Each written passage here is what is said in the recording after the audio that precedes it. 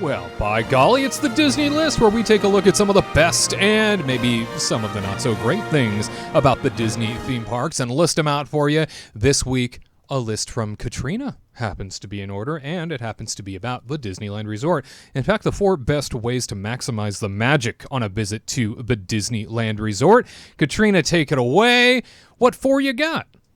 Okay, I love this one. Only positivity.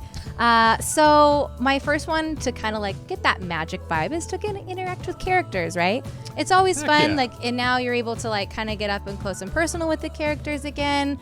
And it's always fun just to kind of I love the Fantasyland characters, so I would love to see seeing the evil queen come around, and then you see the princesses kind of wandering around and chit-chatting. You see Gaston trying to get everybody's attention and away from the beast. I always love those interactions that they have, so I think that's really great to see and then it's fun for your kids to kind of start interacting with them too. And then just riding the Fantasyland rides too. I mean, I feel like everything that I love is always just in Disneyland, not the resort. But it's just riding the Fantasyland rides are just so much fun, just to kind of bring in the magic of old timey Disney. Mm-hmm. And then Casey Jr., I say it every single time, ride it at night. If you've never seen the show, I'll tell you. Casey Jr., the little choo-choo train, Fantasyland, ride it at night. Get the back caboose. Often overlooked, I think, by people. It really is at night. It's kind of tucked out of the way. And so at night, especially, if you don't know the queue is up, because it's elevated. So if you don't know the queue's up there, you're going to walk right by. I think most people do. It's usually pretty empty at night. After the fireworks is the time to do it. It's just great. And then, because you don't want to get in the little box cars, but you just want the one when you're outside, and the end caboose when you're facing the opposite direction is just it's so pretty. And then you get to see Matterhorn at night, and then you just get to see the little twinkly lights, and you get some really great pictures, and it's gorgeous. So you just do it. You don't like the tiger cage? No. That's not for you? Ugh, no. I can't get in a tiger cage. What a shame. Wow. I can't. You get your own outside. I can only imagine how claustrophobic I would feel being stuck in there. They are pretty small. Oh, yeah. Even if you paid me, I wouldn't get in there. It depends on how much you'd pay me, but I probably would not go in there. But then I guess this kind of revolves around Fantasyland, but I would say Small World. I know there's a lot of haters out there, and I know you're probably rolling your eyes right now being like, oh god, Small World magic. Ugh. But I love Small World. I think it's a great ride. I think that it kind of just brings in a lot of magic, especially for kids. As adults, I get it. We grow out of the song. We kind of oh gosh, this is really boring. But I mean, when I was a kid, I rode that ride all the time. My mom would be like, okay, let's go again. And I would ride it probably 6 times every time we would go. So I love it. A fanatic.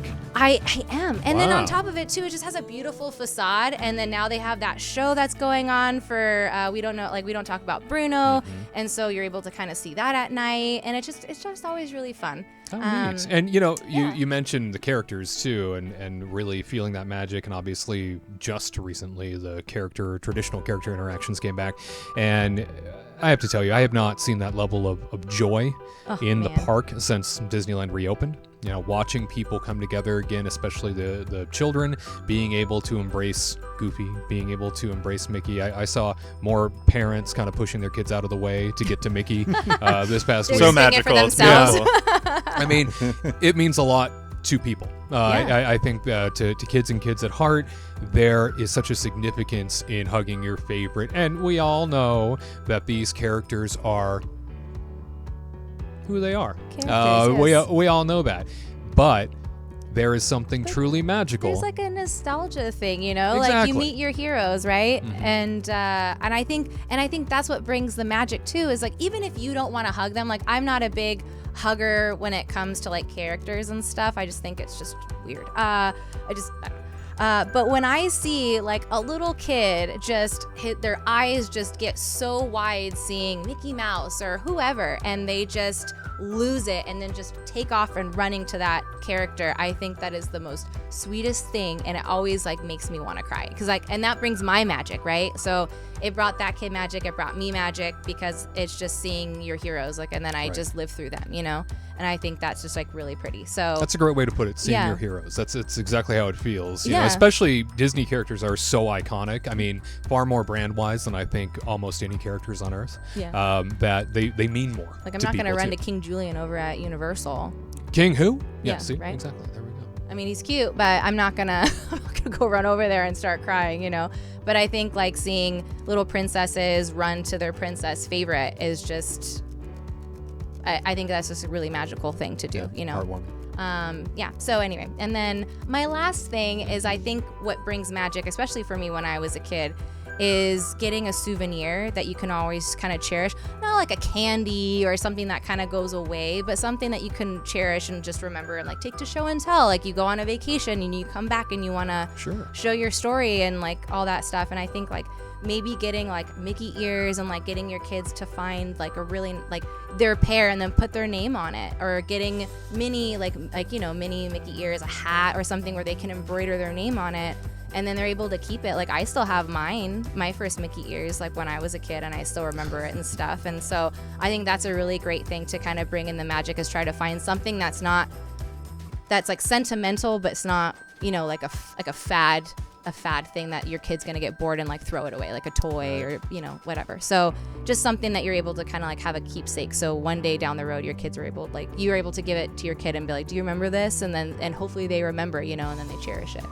Love that. Yeah, I think I still have, back in the house I grew up in, my first trip Mickey Mouse piggy bank. Yeah, I see? still have a Mickey Mouse piggy bank, Yeah. and every time I see it, I think of that first trip. And all I can really remember from my first trip, because I was so little, was just how big and hot the parking lot was at the end of the day. Yes. Yes. Yeah, I still Yeah. remember those times too. Like I remember the parking lot feeling like it was a giant savanna. Yeah. And there was no end in sight. Is that a And- mirage? Yeah. What is that out there? Yes. Yeah. I felt the same way. Tyler, any honorable mentions for maximizing the magic at Disney? Yeah, I think I have a couple. I was thinking, you know, what's one of the great parts about being in Disneyland in general is just kind of taking in the atmosphere and, you know, actually taking a second, take a breath, and like think about where you are, like do some people watching or something. And I think one of the best ways to do that, and it also brings you back to kind of original Disneyland in a way, is to ride the Mark Twain. I think that yes. I think that going on the Mark Twain and taking in all the vibes, it really gives you a second, like I said, to breathe, and you kind of just look out, you know, to all the people walking by trying to get to Haunted Mansion or anything Poor like canoe that. And people. yeah, you Struggling. yeah, you see the canoes going by and you're like, I'm not doing that, so I feel pretty good about myself. You know, I'll it's- take the comfort of the Mark Twain Riverboat any day. Yeah, exactly. Yeah. It's my favorite phrase. I'm always like, me too. Every time. Yeah.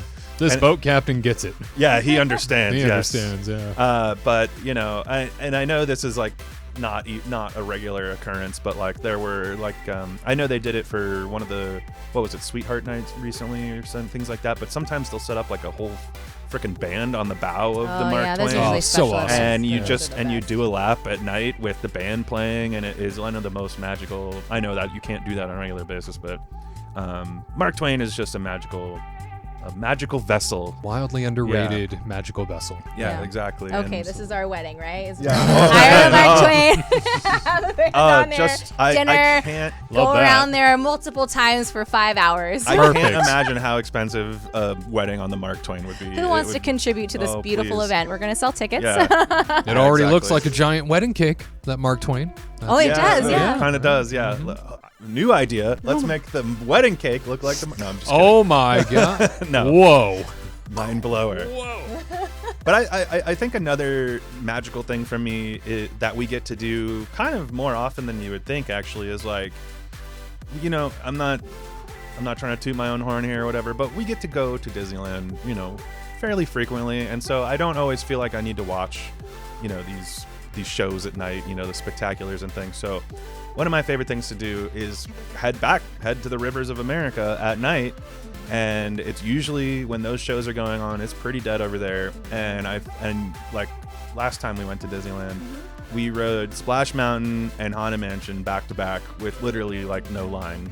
And that's just one of those things, especially like Haunted Mansion and Splash Mountain at night, because Splash Mountain has the outdoor sections, so it kind of lends itself to, more atmosphere, and of course just ghosts are spookier at night. So They are. It is very spooky. That's just the way it is. They come I out to didn't make up socialize the more. rules. Yeah, exactly. So, and the interesting thing too that a lot of people don't think of is you can see a lot more, like in these dark rides when you go at night, because your eyes don't have to adjust as quickly from like coming out of the sunlight. But anyway, I think it's just I always have a lot of fun, and it feels very magical when we get to just kind of quickly bounce from ride to ride, and the atmosphere is beautiful out there. You kind of hear the banjo plucking over by the rivers of America, and I think those are a couple magical things that I really enjoyed doing at the Disneyland Resort. You painted such a picture for me. So immersive. He's like, I'm going there now. So Bye, immersive. guys. I was just there in my mind. Yeah. Thanks to his description. So thank you both. How would you maximize